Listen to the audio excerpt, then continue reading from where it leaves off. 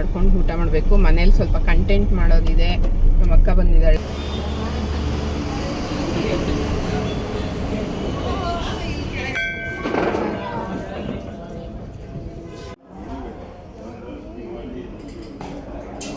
Guys, Nimishamba ದೇವಸ್ಥಾನ ಒಳಗಡೆ ಎಷ್ಟಾಗುತ್ತೋ ಅಷ್ಟು ತೆಗ್ದಿದ್ದೀನಿ.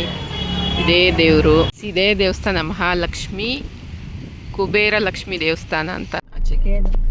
ಗೈಸ್ ನೋಡಿ, ಇದು RR ನಗರ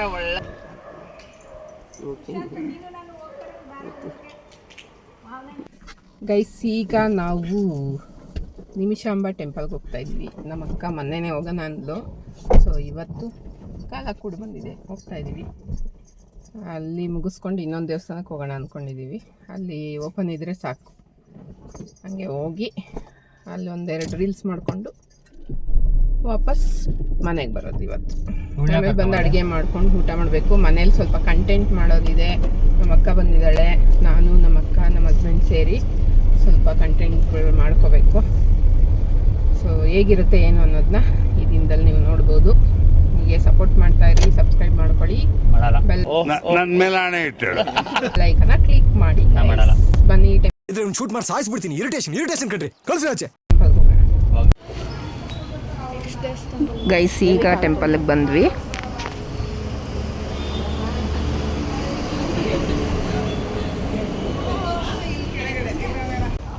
ಗೈಸ್, ಈಗ ಟೆಂಪಲ್ ಹತ್ರ ಬಂದ್ವಿ. ನಾನು ಇಲ್ಲಿ ಸುಮಾರು ಒಂದು 5 ವರ್ಷದಿಂದ ಬರ್ತಾಯಿದ್ದೀನಿ ಈ ಟೆಂಪಲ್ಗೆ. ಬಂದಾಗಿಂದನೂ ಒಂದು 5 ವರ್ಷದಿಂದ ನಾನು ಒಂದು 3 ಟೈಮ್ ನಿಂಬೆಹಣ್ಣಿನ ದೀಪ ಅಂಟಿಸಿರ್ಬೋದು. ಈಗ ಲಾಸ್ಟ್ 1-2 ಇಯರ್ಸಲ್ಲಿ 2 ಟೈಮ್ ಅಂಟಿಸಿದ್ದೀನಿ. ಅದ್ರ ಹಿಂದೆ ಒಂದು 3 ವರ್ಷದ ಹಿಂದೆ ಒಂದು ಸಲ ಅಂಟಿಸಿದ್ದೆ. 9 ಶುಕ್ರವಾರ ನಿಂಬೆಹಣ್ಣಿನ ದೀಪ ಅಂಟಿಸ್ತಿದ್ದೆ ಇಲ್ಲಿ ನಿಮಿಷಾಂಬ ದೇವರು. ಈ ಒಳಗಡೆ ಬಂದ ತಕ್ಷಣ ನಿಮಗೆ ಒಂಥರ ಮಂಗಳೂರು ಫೀಲ್ ಕೊಡುತ್ತೆ. ಬೆಂಗಳೂರಲ್ಲಿ ಇದ್ದೀವಿ ಅಂತಲೇ ಅನ್ಸಲ್ಲ, ಆ ಥರ ಡಿಸೈನ್ ಮಾಡಿದ್ದಾರೆ ಇಲ್ಲಿ ಟೆಂಪಲ್ನ. ಮಂಗಳೂರು ಸೈಡ್ ಇರುತ್ತಲ್ಲ ಟೆಂಪಲ್, ಆ ಥರ ತುಂಬ ಚೆನ್ನಾಗಿದೆ. ಒಳಗಡೆ ಆಂಜನೇಯ ಇದೆ, ಮತ್ತು ಗಣಪತಿ ಇದೆ, ಲಕ್ಷ್ಮೀ ನರಸಿಂಹಸ್ವಾಮಿ ಇದೆ, ಈಶ್ವರ ಇದೆ, ಸರಸ್ವತಿ ಇದೆ, ದಕ್ಷಿಣ ಮೂರ್ತಿ ಇದೆ, ನವಗ್ರಹ ಇದೆ. ಸೊ ಸುಮಾರು ದೇವಸ್ಥಾನ ಇದೆ. ಮಧ್ಯದಲ್ಲಿ ದೊಡ್ಡದಾಗಿ ನಿಮಿಷಾಂಬ ಇದೆ. ತುಂಬ ಪವರ್ಫುಲ್ಲು. ನಾನು ಏನು ಅಂದ್ಕೊಂಡು 3 ಟೈಮ್ ಹಚ್ಚಿದ್ದೀನಿ ನಿಂಬೆಹಣ್ಣಿನ ದೀಪ, ಅಷ್ಟು ಸಕ್ಸಸ್ ಆಗಿದೆ. ಈಗ ನೆಕ್ಸ್ಟು ಸ್ಟಾರ್ಟ್ ಮಾಡಬೇಕಂತ ಅಂದ್ಕೊಂಡಿದ್ದೀನಿ ಈಗ ಬರೋ ವೀಕಲ್ಲಿ. ಸೊ ನೋಡಬೇಕು ಯಾವಾಗ ಟೈಮ್ ಕೂಡ ಬರುತ್ತೆ ಅಂಥೇಳಿ. ನನಗಂತೂ ಇಲ್ಲಿ ಬಂದರೆ ಪೀಸ್ಫುಲ್ಲಾಗಿರುತ್ತೆ. ನಮ್ಮ ಹಸ್ಬೆಂಡು ಕಂಪಲ್ಸರಿ ಮಿಸ್ ಮಾಡ್ದಂಗೆ ಸಂಡೇ ಬರ್ತಾರೆ. ಯಾಕಂದರೆ ಸಂಡೇ ಅವ್ರು ಫ್ರೀ ಇರ್ತಾರಲ್ಲ. ಸಂಡೇ ಏನಾದರೂ ಕೆಲಸ ಇದ್ದರೆ ಅವ್ರಿಗೆ ಬರೋಕ್ಕಾಗಲ್ಲ ಗೈಸ್. ಇಲ್ಲಿ ಇನ್ನೊಂದು ವಿಶೇಷ ಏನು ಗೊತ್ತಾ ಗೈಸ್, ಇಲ್ಲಿ ಅಷ್ಟು ದೇವ್ರ ಗುಡಿಗಳಿದೆಯಲ್ಲ, ಎಲ್ಲ ಗುಡಿನಲ್ಲಿ ಒಳಗಡೆ ಒಂದು ಲೈಟ್ ಅಂದರೆ ಎಲೆಕ್ಟ್ರಿಕ್ ಲೈಟ್ನೇ ಬಳಸಿಲ್ಲ ಅವರು. ನಂದಾ ದೀಪ ಅಂದರೆ ದೀಪ ಹಚ್ತಾರೆ. ಆ ದೀಪ ಬೆಳಕಲ್ಲೇ ನಾವು ದೇವ್ರನ್ನ ನೋಡಬೇಕು. ಅದೊಂಥರ ವೈಬ್ರೇಷನ್ ಗೈಸ್, ತುಂಬ ಚೆನ್ನಾಗಿರುತ್ತೆ. ಮತ್ತು ದೇವ್ರು ನೋಡೋಕ್ಕೂ ಅಷ್ಟು ಕಣ್ಣು ತುಂಬಿಸ್ಕೋಬೋದು. ನಿಮಿಷಾಂಬ ದೇವ್ರನ್ನಂತೂ ವರ್ಣಿಸೋಕ್ಕೆ ಆಗಲ್ಲ ತಾಯಿನ. ಅಷ್ಟು ಲಕ್ಷಣವಾಗಿ ಅಷ್ಟು ಚೆನ್ನಾಗಿ ಅಲಂಕಾರ ಮಾಡಿರ್ತಾರೆ. ಅದು ದೀಪದ ಬೆಳಕಲ್ಲಿ ಏನೋ ಒಂಥರ ವಿಶೇಷತೆ ಅನಿಸುತ್ತೆ ಆ ದೇವ್ರನ್ನ ನೋಡೋಕ್ಕೆ. ತುಂಬ ಚೆನ್ನಾಗಿ ಅನಿಸುತ್ತೆ ಗೈಸ್. ನಿಮಿಷಾಂಬ ದೇವಸ್ಥಾನ ಒಳಗಡೆ ಎಷ್ಟಾಗುತ್ತೋ ಅಷ್ಟು ತೆಗ್ದಿದ್ದೀನಿ. ಇದೇ ದೇವರು ನೋಡಿ, ದೇವರು. ಸೊ ಈಗ ಮುಗೀತು ದರ್ಶನ ಎಲ್ಲ, ಹೋಗ್ತಾ ಇದ್ದೀವಿ, ನಡೀರಿ. ಈಗ ಇನ್ನೊಂದು ದೇವಸ್ಥಾನ ಇದೆ, ಅಲ್ಲೋಗಿ ನೋಡಬೇಕು. ಬಾಕ್ಲಾಗದೆ ಇದ್ದಿದ್ರೆ ಸಾಕು. ಹೋಗಿ ಬರುವ, ಬನ್ನಿ. ಇದೇ ದೇವಸ್ಥಾನ ಮಹಾಲಕ್ಷ್ಮಿ ಕುಬೇರ ಲಕ್ಷ್ಮಿ ದೇವಸ್ಥಾನ ಅಂತ. ಎಷ್ಟು ಚೆನ್ನಾಗಿದೆ ಇಲ್ಲಿ. ನಾವು ಇದೇ ಫಸ್ಟ್ ಟೈಮ್ ಬಂದಿದ್ದು. ಇಲ್ಲಿ ನೋಡಿ ಮೀನುಗಳು ನೋಡಿ ಎಷ್ಟು ಚೆನ್ನಾಗಿದೆ ಮೀನು ಅಲ್ಲ. ಮೀನು ಸಾಕವ್ರೆ ತೊಟ್ಟಿ. ಒಳಗಡೆ ಹೋಗಿ ದರ್ಶನ ಮಾಡ್ಕೊಂಡು ಬರೋಣ ಬನ್ನಿ ಆಚೆಗೆ. ಗೈಸ್ ನೋಡಿ, ಇದು RR ನಗರ ಒಳಗಡೆ ರೋಡು. ಎಷ್ಟು ಚೆನ್ನಾಗಿ ಕಾಣಿಸ್ತೈತೆ. ನಾವಿಲ್ಲ ಒಂದು ಸ್ವಲ್ಪ ಫೋಟೋ ಅದು ಇದು ತೊಗೊಂಡೋಗೋಣ. ದೇವಸ್ಥಾನದಿಂದ ಹೋಗ್ತಾ ಬಂದ್ವಿ. ಆ ದೇವಸ್ಥಾನ ಬಾಕ್ಲಾಕಿತ್ತು ಗೈಸ್, ಅದಕ್ಕೆ ಒಂದೆರಡು ಫೋಟೋ ವಿಡಿಯೋ ಮಾಡ್ಕೊಂಡು ಹೋಗೋಣ ಅಂತ ಬಂದ್ವಿ.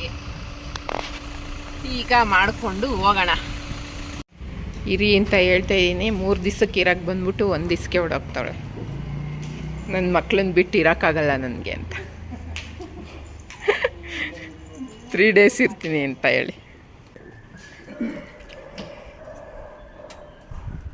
ಹೋಗ್ತೀಯ ನಂಗಾರು ಊರಿಗೆ ನೀನು?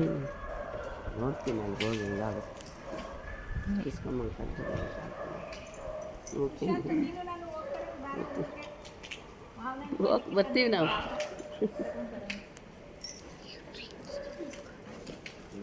ನಮ್ಮಮ್ಮ ಅವತ್ತು ಹೋಗ್ತೀನಿ ಅನ್ನತ್ತೆ, ಅವತ್ತು ಹೇಳ್ತೀನಿ, ಅವತ್ತು ಬಾ, ಅವತ್ತು ತಗೊಂಡು ಅರಸಕೇರಿಗೆ ಬರೋಕ್ಕಿಲ್ಲ, ನಾವೇನು ಊರಿಗೆ ಹೋಗೋದು ಬೇಡ, ಹಿಂಗೆ ಬಂದಿದ್ದೆ.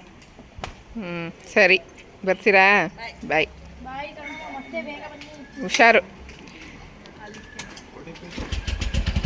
ನಿಂದ್ರಲ್ಲೇ ಇರೋದು ಒಟ್ಟಿ ಹೋಗ್ತಾವ್ರೆ ಗೈಸ್. ಮಳೆ ಬರುತ್ತೆ, ನಿಲ್ಲುತ್ತೆ, ಜಾಸ್ತಿ ಆಗುತ್ತೆ. ಗೈಸ್ ಹೋದ್ರು ನಮ್ಮ ಅಮ್ಮ ಅಕ್ಕ ಇಬ್ಬರು. ಇರ್ರಿ ಅಂದರೆ ಇರಲಿಲ್ಲ ಇಬ್ಬರು. ನಮ್ಮಮ್ಮ ಒಂದು ವಾರ ಇರ್ತೀನಿ ಅಂತ ಬಂದ್ಬಿಟ್ಟು ಅವರು 2 ದಿವಸಕ್ಕೆ ಹೋದ್ರು, ಹುಷಾರಿಲ್ಲ ಅಂತ. ಸೊ ಅದನ್ನೇ ನಮ್ಮ ಹಸ್ಬೆಂಡಿಗೆ ರೇಗಿಸ್ತಾ ಇದ್ದೆ, ಅತ್ತೆನ ಕಳ್ಸೋಕ್ಕೆ ಬಂದ್ಬಿಟ್ಟಿದೆಯಲ್ಲ ಆಚೆ ಅಂತ. ಅವರು ಸುಮ್ಮನೆ ಇರು, ಏನೇನೋ ಹೇಳ್ಬೇಡ ಅಂತ ಇದ್ರು. ಸುಮ್ಮನೆ ರೇಗಿಸ್ತಾ ಇದ್ದೆ. ಓ ಖುಷಿ ಆಯಿತಾ ನಿಮ್ಮ ಅತ್ತೆ ಹೋಗಿದ ತಕ್ಷಣ? ಫುಲ್ ಖುಷಿಯಾಗಿ ಹೋಗ್ತಾಯಿದ್ದೆ ಒಳಗಡೆ ಅಂತ. ನಾನು ಯಾವಾಗ ಹಂಗೆ ಹೇಳ್ತೀನಿ, ಯಾವಾಗ ಬಂದರೂ ಇದ್ದು 1 ತಿಂಗಳು ಇಟ್ಕೊ ಅಂತ ಹೇಳ್ತೀನಿ, ಸುಮ್ಮನೆ ಇಲ್ಲದೆ ಇರೋದು ಮಾತಾಡ್ತೀಯಾ, ರೇಗಿಸ್ತೀಯಾ ಅಂತ ಹಂಗೆ ಕ್ಯೂಟಾಗಿ ಜಗಳ ಆಡ್ತಾಯಿದ್ರು. ಗೈಸ್ ನಿನ್ನೆ ದೇವಸ್ಥಾನಕ್ಕೆ ಹೋಗಿದ್ವಿ. ಮೊನ್ನೆ ನಮ್ಮ ಅಕ್ಕ ಬಂದಿದ್ಲು, ನಿನ್ನೆ ದೇವಸ್ಥಾನಕ್ಕೆ ಹೋಗಿ ಬಂದ್ವಿ. ಇವತ್ತು ಉಳ್ಕೊತೀನಿ ಅಂದಿದ್ಲು ನಮ್ಮ ಅಕ್ಕ, ನಾಳೆ ಹೋಗ್ತೀನಿ ಅಂತ. ಸೊ ಅವ್ರ ಮಕ್ಕಳು ಫೋನ್ ಮಾಡಿ ಬಾ ಬಾ ಅಂದರು ಅಂತ ಹೋದ್ಲು. ನಮ್ಮಮ್ಮನೂ ಹೋಗ್ಬಿಟ್ರು.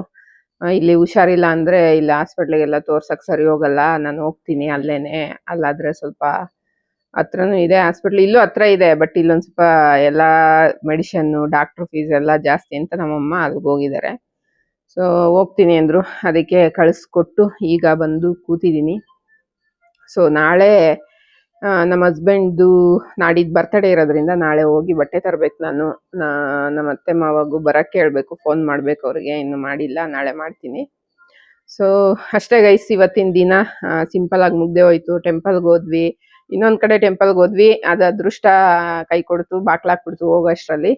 ಹಂಗಾದ್ರು ಅವರು ಓಪನ್ ಇತ್ತು ಗೈಸ್, ಒಳಗಡೆ ಬಿಡ್ಬೋದಿತ್ತು, ನಾವೇ ಲಾಸ್ಟ್ ಇದ್ದಿದ್ದು. ಅಷ್ಟ್ರಲ್ಲ ಯಪ್ಪ ಅಲ್ಲಿ ನೋಡ್ಕೋತಾರಲ್ಲ ಅವರು, ಇಲ್ಲ ಇಲ್ಲ ಕ್ಲೋಸ್ ಮಾಡ್ತೀವಿ ಸಾಯಂಕಾಲ ಬನ್ನಿ ಅಂದರು. ಏನೋ ದೇವರು ಹೊರ ಕೊಟ್ರು ಪೂಜಾರಿ ಕೊಡಲ್ಲ ಅನ್ನಂಗೆ ಆಯ್ತು ಕತೆ.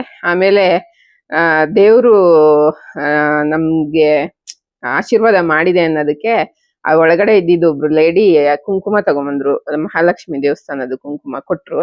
ಅವಾಗ ಅನ್ನಿಸ್ತು ಆಶೀರ್ವಾದ ಮಾಡಲೇಬೇಕು ಅಂತ ದೇವರು ನಿರ್ಧಾರ ಮಾಡಿದ್ರೆ ಯಾವ ಪೂಜಾರಿ ಅಡ್ಡ ಬಂದ್ರು ಏನೂ ಆಗಲ್ಲ ಅಂತ ಅನ್ನಿಸ್ತು. ಸೊ ಅವರು ಕುಂಕುಮ ಎಲ್ಲ ಕೊಟ್ಟರು, ಕುಂಕುಮ ಎಲ್ಲ ತಗೊಂಡು ನೆಕ್ಸ್ಟ್ ಟೈಮ್ ಯಾವಾಗಾದ್ರೂ ಬಂದಾಗ ಹೋಗೋಣ. ಟೈಮಿಂಗ್ಸ್ ಗೊತ್ತಾಯ್ತಲ್ಲ, ಇದು ಫಸ್ಟ್ ಟೈಮ್ ಹೋಗಿದ್ದು, ನಮಗೆ ಟೈಮ್ ಗೊತ್ತಿರಲಿಲ್ಲ, ಹಂಗಾಗಿ ನಾವು ನಿಮಿಷಾಂಬಾಗ ಹೋಗಿ ಅಲ್ಲಿ ಹೋಗೋ ಅಷ್ಟ್ರಲ್ಲಿ ಟೈಮ್ ಆಗೋಗಿತ್ತು.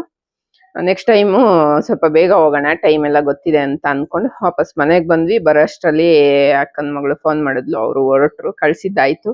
ಇವತ್ತಿನ ದಿನ ಮುಗೀತು ಗೈಸ್. ಅಷ್ಟೇ ಗೈಸ್, ನನ್ನ ಮಗಳಿಗೆ ಹುಷಾರಿಲ್ಲ ಗೈಸ್. ನಮ್ಮಮ್ಮ ಅವ್ರು ಹೋದ್ಮೇಲೆ ಚೆನ್ನಾಗೇ ಇದ್ಲು ಹೋಗ್ಬೇಕಾದ್ರೆ. ಇದಕ್ಕಿದಂಗೆ ಬೆಳಗ್ಗೆ ಎದ್ದ ತಕ್ಷಣ ಅವಳಿಗೆ ಫುಲ್ಲು ಜ್ವರ, ಮೈಕೈ ನೋವು ಅಂದ್ಲು. ಮಾತ್ರೆ ಕೊಟ್ಟೆ, ಹಂಗಾದ್ರೂ ಕಮ್ಮಿ ಆಗಿಲ್ಲ. ಹಾಸ್ಪಿಟ್ಲಿಗೆ ಕರ್ಕೊಂಡೋಗಿ ತೋರಿಸಿದ್ರೆ ಅವರು ಇನ್ಫೆಕ್ಷನ್ಗಿಂದ ಜ್ವರ ಬಂದಿದೆ, ಹಂಗಾಗಿ ಇದು ಕೆನಲ್ ಹಾಕ್ತಾರಲ್ಲ ಕೈಗೆ, ಅದು ಹಾಕ್ಬಿಡ್ಬೇಕು, ಗ್ಲೂಕೋಸ್ ಹಾಕ್ಬೇಕು, ಹಂಗಾರೆ ಕಮ್ಮಿ ಆಗೋದು ಅಂದರು.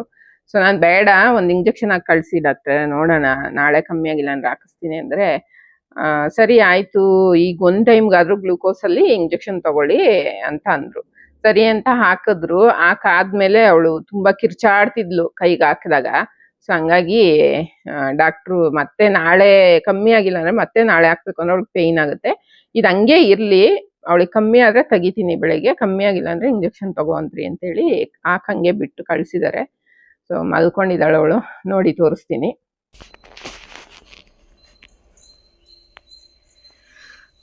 ಮಲ್ಕೊಂಡವಳೆ, ಕೈಗೆ ಹಿಂಗೆ ಹಾಕ್ಬಿಟ್ಟಿದ್ದಾರೆ. ಹಂಗೆ ಸ್ಟ್ರೈಟ್ ಮಲ್ಕೊಳೋದು ಬಿಟ್ಟು ಹಿಂಗೆ ಯಾಕೆ ಮಲಗಿದೆಯಾ? ನೀನು ಕುತ್ಕೊಂಡಲ್ಲ, ಕುತ್ಕೊಳಕ್ಕೆ ಹೋದೆ, ಆಗ್ತಿಲ್ಲ, ಅದಕ್ಕೆ ಮಲ್ಕೊಂಡಿದ್ದೀನಿ. ಸರಿ ಮಲ್ಕೊ, ಆಯಿತು.